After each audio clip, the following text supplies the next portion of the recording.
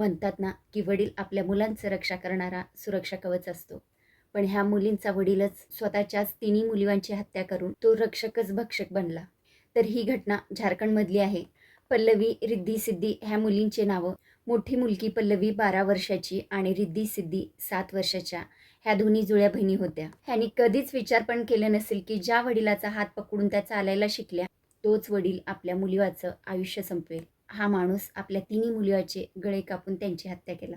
आणि ह्यापेक्षाही वाईट बातमी ही आहे, की जेव्हा ही घटना होत होती, तेव्हा हे तिन्ही मुलींचा छोटा भाऊ तिथं होता. त्यांची आई कसंबसं करून त्या मुलाला घेऊन दुसऱ्या खोलीत लपली, जेणेकरून त्या छोट्या मुलाला तरी वाचवावं. पण खोलीत लपलेली ती आई आपल्या मुलीचा चिरकायचा आवाज ऐकत होती. ती काहीच करू शकली नाही. जरा विचार करा, की त्या आईला किती वेदना झाल्या असेल. एकीकडे स्वतःच्या जीवाची भीती, दुसरीकडे त्या लहान मुलाला वाचवायची धडपड आणि त्या तिन्ही मुलीवाचा चिरकायचा आवाज. त्या आईची वेदना आपण शब्दात पण सांगू शकत नाही. तो राक्षसाचा इरादा पूर्ण परिवाराला संपवायचा होता.